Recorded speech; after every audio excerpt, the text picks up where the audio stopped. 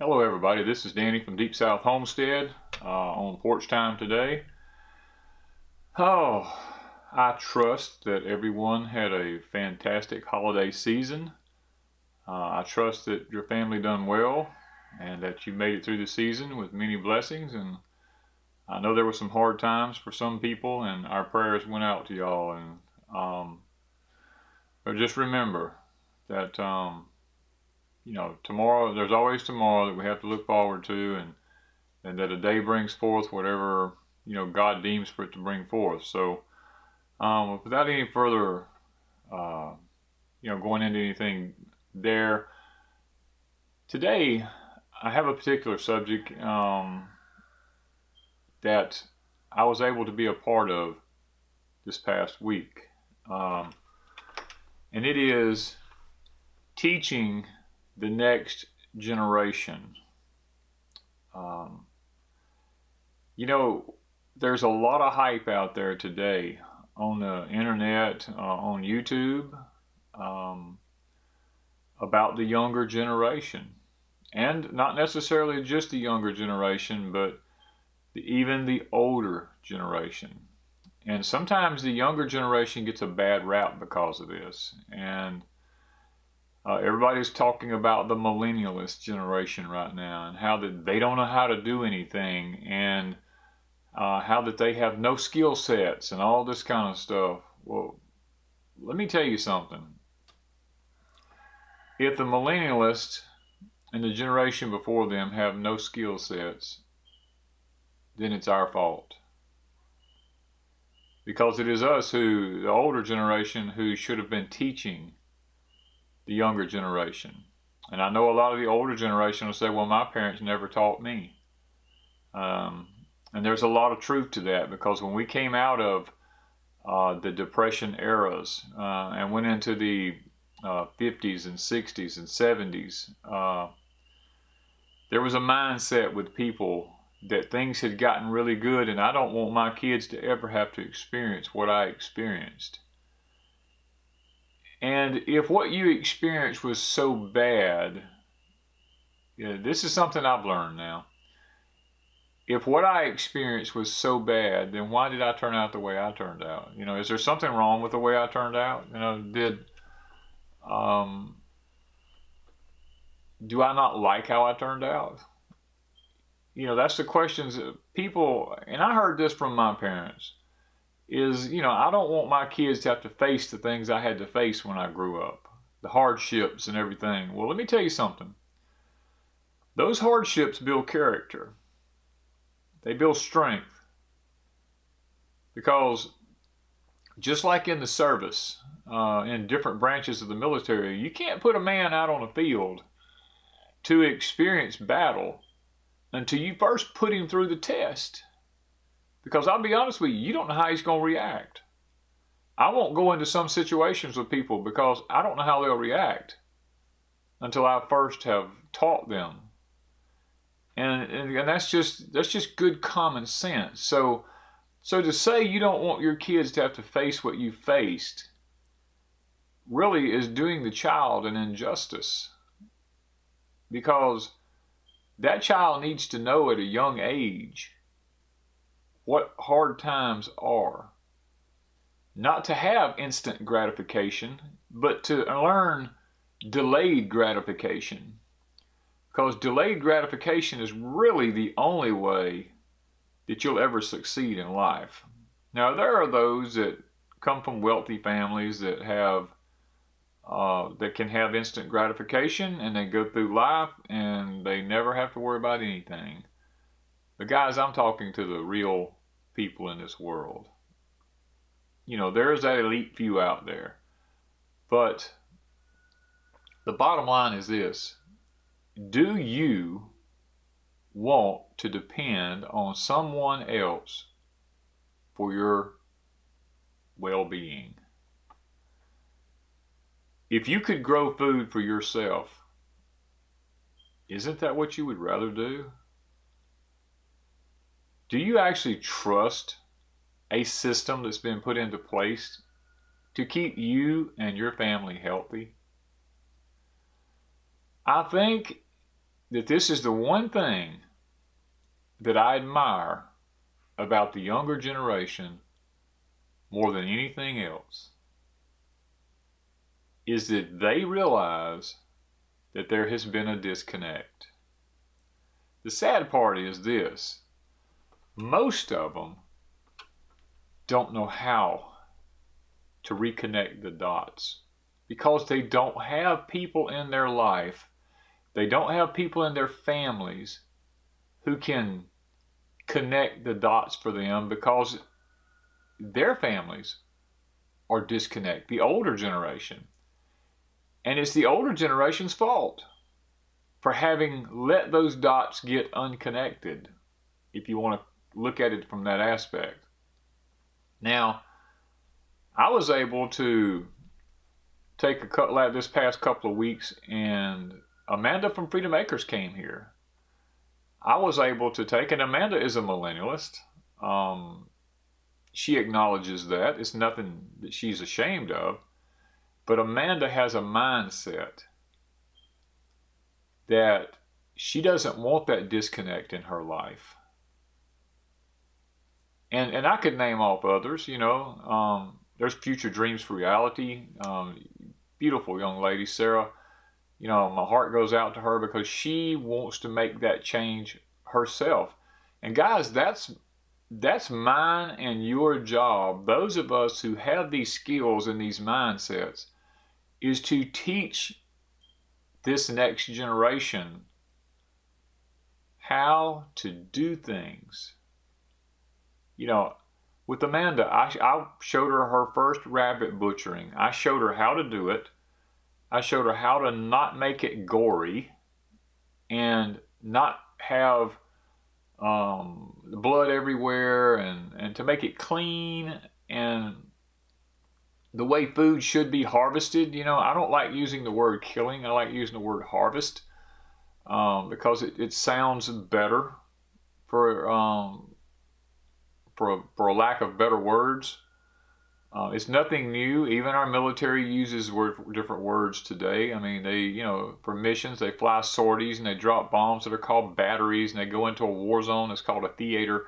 I mean, they use these different words to make it not seem as bad as it actually is. And I'm no different. You know, when it comes to harvesting an animal, I will do the same thing for first time people. Now, if I'm around the old folk or people like that, then I'll use different words. But when I'm around the younger generation trying to teach them, then I try to pick words that are less graphic words to use. And this is just part of a teaching technique.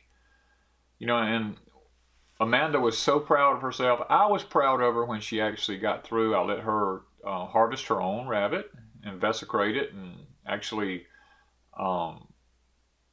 cut it up, showed her where all the cuts needed to be made and all this kind of stuff, and then actually allowed her to eat a meal from that animal.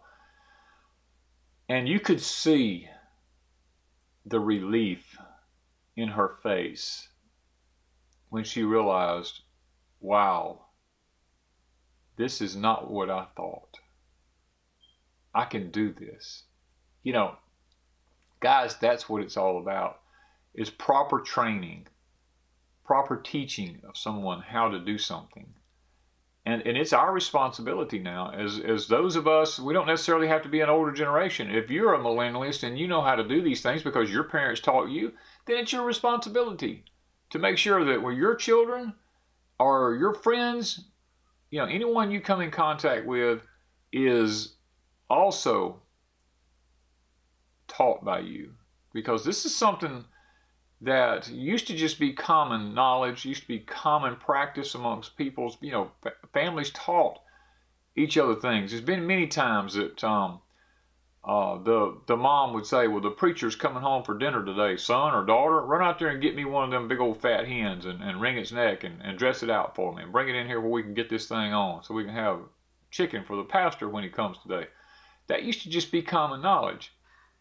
You know, I for one was blown away when it's been several years ago now, but a friend of mine and I went down to the Gulf Coast down here to a lady's house. She had chickens for sale. We was going to get us some chickens.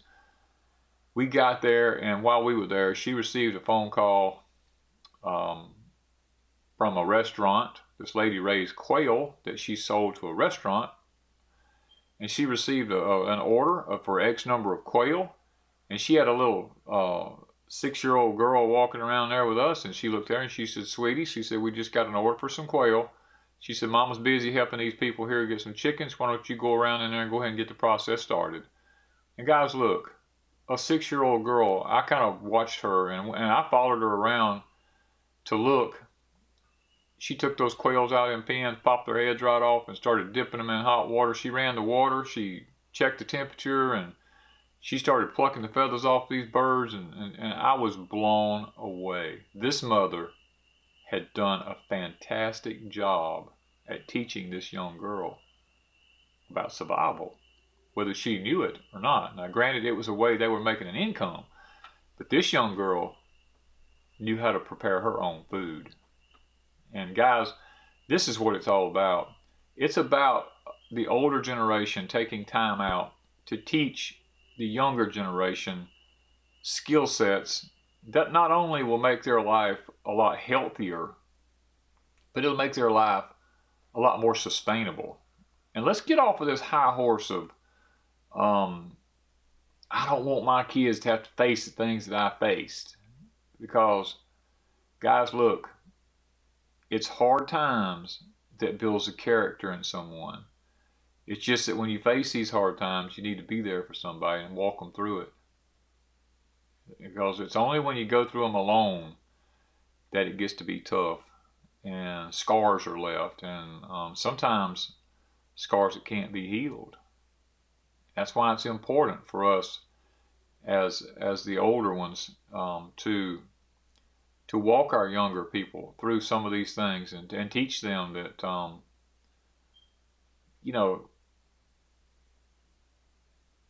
it's a how to word this where it sounds right. It's a cycle of life. When Noah came off the ark, God told him, says, "I now have given you all food to eat." In other words, everything was okay for Noah to eat after that point. God told him, says, it's all good for food. And guys, we need to remember that God put all these plants and animals here for our sustainability. Now, I know there's going to be those of you out there that don't agree with me, but that's okay. I don't expect everybody to agree with me. But there is that group of people out there that wants to be able to provide for themselves. And I want to be the one that steps up to the plate and says that I contributed something to my generation. And I was there for the younger generation when they came along. And they needed help understanding things. I want to be the one who fills in that gap. That should be the desire of everyone as they get older. And guys, quit ragging the millennialists, because let's just face it, they're mining your products. And I'm no different. I have family members that are exactly the same way. And we can't fault them without faulting ourselves. So let's come together as a community. And let's realize, guys, that time's going to get tough here. Somebody said, "Well, I'm just waiting on the next Great Depression." You've been talking about this Great Depression series, and your wife's been cooking on the next Great Depression, cooking and all that. Well, let me tell you something. I don't know how to say this, but the next Great Depression has already hit. Does that shock you? Stop, sit back, and just pay attention to some things. The only reason you don't see what happened during the 1920s and 30s and 40s is because everything is propped up right now. Guys, it's already happened. It's just that now the government has issued so many millions and millions of EBT cards They let you go shop for your own food now that the government's paying for. Where back in the Great Depression time, you stood in food lines, and then during the World Wars, they had stamps and commodities that they would hand out to people. You had, let me put it this way, the name of the system has changed. It used to be, it was commodity, it was stamps, commodities, then it was food stamps. And when someone had food stamps, they were looked down upon because they didn't succeed, they're poor.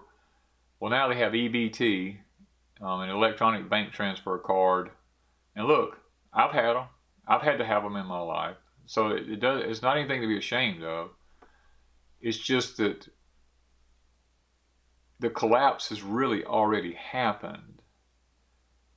And the system is just held together by a shoestring and a thread. And we don't realize it. There are those that still go to work every day. Yes, there were those that still went to work every day in the Great Depression, in that era. There's always been those that went to work. But there was always that group that they did not go to work because they could not for one reason or other. Either there was no jobs available in their area. Guys, it's not like manufacturing stopped during the Great Depression era, because we had World War going on, and stuff had to be made, and people was, they were working people left and right. Matter of fact, most women went to work during that time. And look, so for people to sit back and think that we are not facing a Great Depression now, guys, we're in it. I don't know if I know the right words to actually put out there and make you understand that we're already there.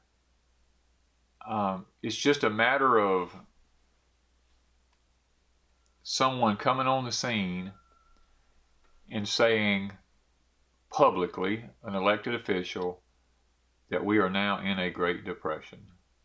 That's all it would take. Because there is so many people. I'm blown away by how many people is out there that's not actually working, that is depending on the government. And guys, that's why I'm doing this video, is to teach people that we're in the midst of something that's got a smoke screen put over it. And the sad part about it is there's a generation of people out here that's just young and old, that's just living thinking, oh, things are so good right now, when they're not. They're not good, guys. I don't want people to sit back and be fooled by a propped up system. Because guys, look, most of the food you're getting from the stores is no good. Okay, let me just be honest. There's an agenda underway, to actually destroy the food system. And that's why I want to teach people. And I want to encourage you all to teach each other, family members, loved ones, friends, new people you come in contact with. Teach them.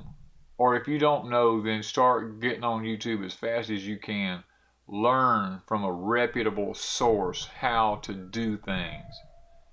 Don't get caught up in this thing of I can survive no matter what if I don't know how to do anything. This is just crazy. It's never going to get bad. This is America. We're too big to fail. All this kind of stuff, guys. Don't get caught up in this scenario. There's never been an empire since the beginning of time, as man's kept records. There's never been an empire that has lasted. All empires have fallen. If you can show me one that's still in existence from the early days, then I would be willing to look into it. But all empires have risen, they have fell. even Alexander the Great Roman empires, guys, all these things, they all have collapsed. America is no different. You know, I just, my heart goes out because I feel like I don't have enough time to teach enough people what needs to be taught. My desire and my prayer is that everyone under the sound of my voice will take heed and will learn as many skill sets as you can while you have the internet. Guys, God gave us the internet, not for malicious use, but for education. Knowledge is power. Remember that. There's a push in this country for college education.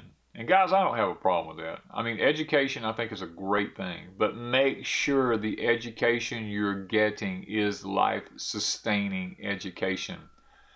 Do not put all of your eggs in one basket, as the old people used to say.